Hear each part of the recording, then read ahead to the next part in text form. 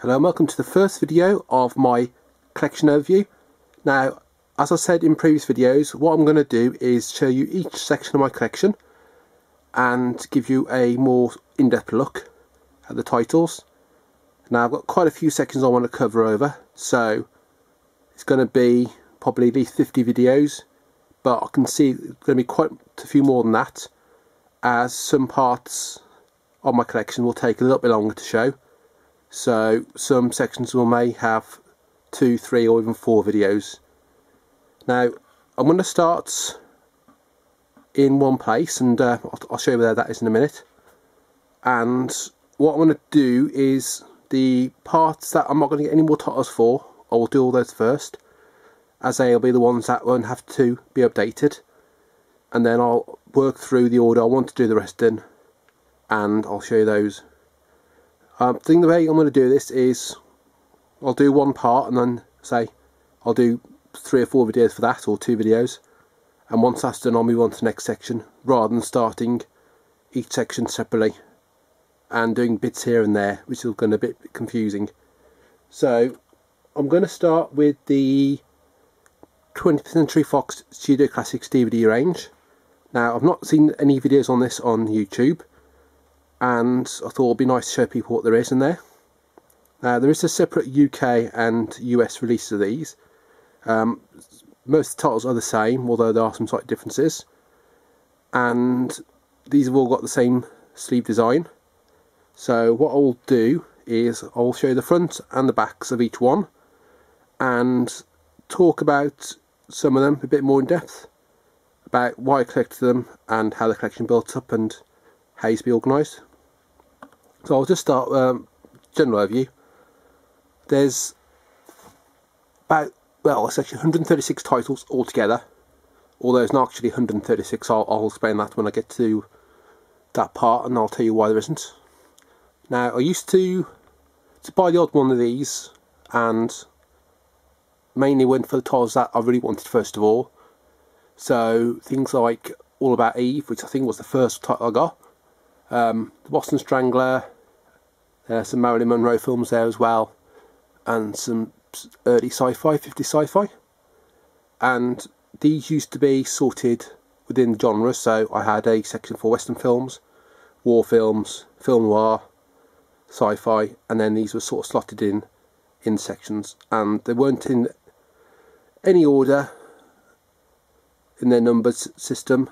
And I looked at them and thought, oh, I've got quite a few of those, and what's really best to do with them is to put them all together. I think I had about 20 or 30 at the time, and I say there's 136 odd, so I put them all together, and after a bit of searching I found a list of all the titles, actually on Wikipedia. Couldn't find a list anywhere else, and I checked which ones I got, and I started to get the ones I didn't get already. So I think the ones I bought previously, I'd bought HMV website and Play, signed a few other websites, and I paid about 3 or 4 quid each, and got the ones I wanted when they were cheap. And then later on I got the rest. Now, I've not paid more than probably a 5 quid for some of these titles. Reason that is some of them were harder to get, so I had to pay a little bit more, and some of them the prices didn't actually drop that much. So I got the last one of these, I think it was last year, and finally got them all arranged together. Now, the titles in this collection, some of them had been released previously in just normal sleeves, and I think some had come out in these sleeves and then reissued later in their other sleeves. And trying to get all these was a little bit difficult, because I was trying to make sure I got these sleeves, and a few I bought off Amazon, I've been sent the wrong ones. So what I had to do was contact the seller, make sure they got the right sleeve, and send them back and get them replaced. So it took quite a while, probably about 3 or 4 years to do the whole lot, although I really focused on getting them sort of end of 2011 and then 2012. So to get most of the titles that I didn't have already, it didn't take too long. So that's just a general overview of that. so I'll go into a bit more detail on some of these titles as I go along. So I've got all these in number order. I'm going to start at number 1. I don't want this video to be too long. I keep saying that, and it ends up being about 20 minutes, but I'll probably stop about the 15-minute mark. So see how far I get with that, and then I'll do the rest in 2 or 3 videos after that, again about 15 minutes each, and then hopefully I can get all this covered by the end of the week, and I'll get these up sort of as soon as I do them. So first one is All About Eve. Just turn this around for you. So they're all sort of generic style, synopsis at the back, credits, the disc specifications, features. Some of these actually haven't got features listed on the back, but they do have features. Just pop this back in. Oh, hang on. That's right, that disc is loose because the case is broken. Better change that one. So there. As I'll show you again, the disc art, it's all fairly standard, and these are the same discs as the regular releases, so you'll put the disc in and you'll notice there's no difference to all of the editions of it. So I'll put that one at the way for the moment. Next up is The Big Trail. Again, similar style on the back.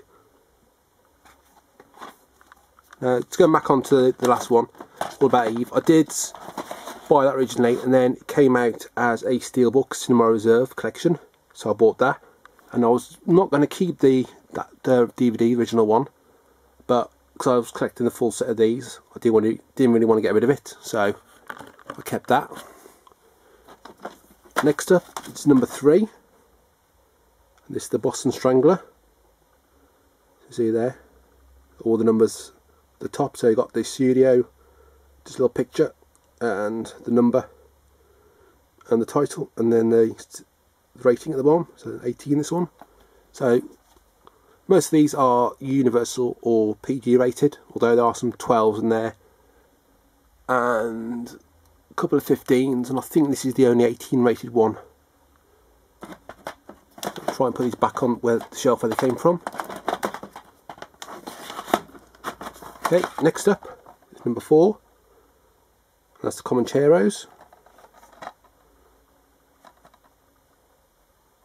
Again, so it's got a title in the back at the top there, above the synopsis, and they've all got the same banner at the top, Studio Classics, and I think that's all poster artwork, original poster artwork on there. Number 5 is The Day the Earth Stood Still. Again, this is also released on the Cinema Reserve label, Steelbook collection, and I bought this one after. This is the last ones I bought, so I want it for the collection. So, and this one does have special features. This is on the back.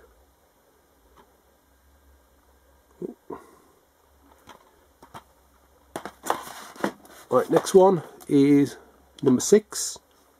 And it's The Fly, and this is the original 50s version of The Fly. If you've not seen this, it's not too similar to the David Cronenberg remake. This has got Jeff Goldblum in.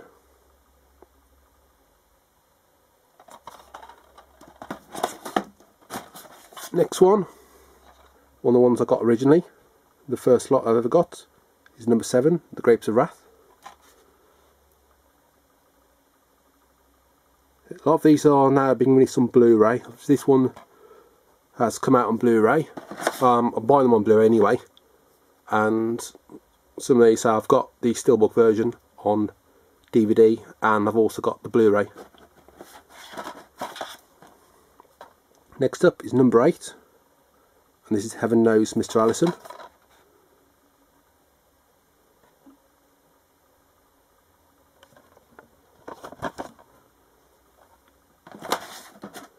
Next up is number 9. This is Heidi, a Shirley Temple film.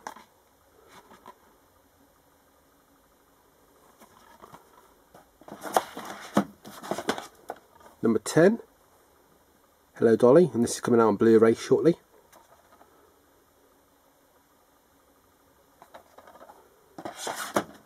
Number 11, How Green Was My Valley, again another one I've got on Blu-ray.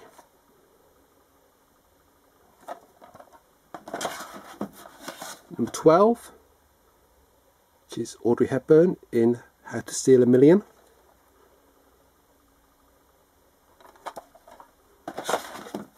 Number 13, Ingrid Bergman in The Inn of the Sixth of Happiness.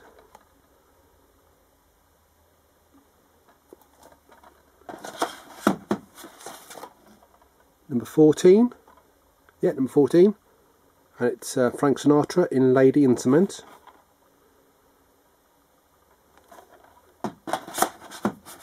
Number 15, and this is Leave It to Heaven.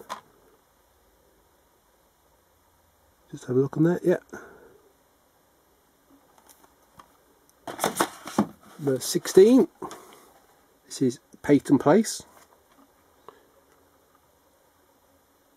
So if you're a fan of a lot of the 50s and 60s sort of studio films, so I'd recommend getting some of these. So a lot of them are on normal DVD or Blu-ray, so whichever format you play. This is number 17, Sand Pebbles. This has recently been announced it's coming out on Blu-ray, and that's coming out on the 3rd of June. Quite a few of these 20th Century Fox films coming out on the 3rd of June. Patton is one, Butch Cassidy and Sundance Kid is another one, The Great Escape. Number 18 is The Undefeated, John Wayne film. I've got quite a lot of John Wayne films, different sort of ranges of them. I'll show you those in other updates in the future. Okay, up to about 11.5 minutes, so do a few more. Number 19, again Frank Sinatra, and this is Von Ryan's Express.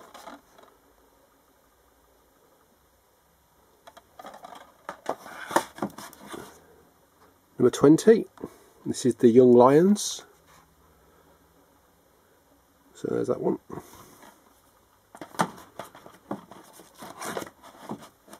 Next up is number 21, and this is The 300 Spartans. So, early version of the 300 story. That one previously, Hello Dolly, was one of the ones I'd ordered and I got sent the wrong cover, so I sent that back. And a lot of retailers I was using to buy this from didn't necessarily have these covers, so I had to contact with a few different people, but so I've got them all now. Number 22, the one I've got on Blu-ray, Cary Grant and Deborah Carr in An Affair to Remember. Those classic romance films. Number 23, this is The Agony and the Ecstasy. So there's quite a lot of biblical films in this collection as well. Charlton Heston seems to have a thing for being in those kind of films, as in the Ten Commandments. And Ben-Hur, well that's not particularly religious, but 24, The Bible in the Beginning. Obviously no Charlton Heston in this one, but this is number 24, so The Agony next was number 23. And there's that one. 25 is Buffalo Bill.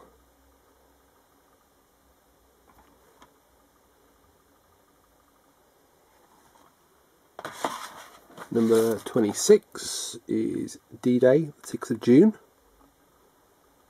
So you'll probably see quite a few actors pop up in these films. Many of these films actually, because they're all part of the studio system, so they're contracted to the studio. So they would tend to make films fast studio only. 27. This is Fantastic Voyage. So I don't know, anyone's seen it in the space? This is a similar story. People being shrunk down and being put inside someone's body. Although in space, a bit more of a comedy. But let's do a couple more, and then we'll call this part to an end.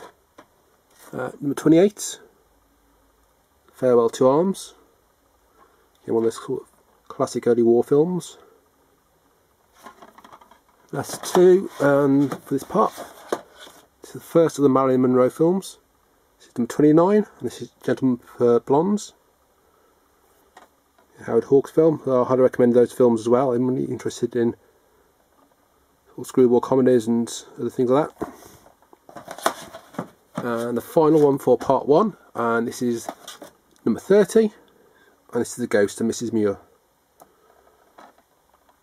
So one of the early sort of, I wouldn't say horror films, although it probably would come under that banner. Okay, so that's that one. So I've got about another 106 to do, so I've done about 30 in this, I've done about 30 in this part of night, so yeah. So I think I should be able to do this in 4 parts altogether. Although I did have that bit at the beginning as well, so I probably can do a little bit more, so but probably about, well, at least 3 parts, probably 4 to cover the rest of the collection. And I will try and get those up as soon as I do them. And so that's that.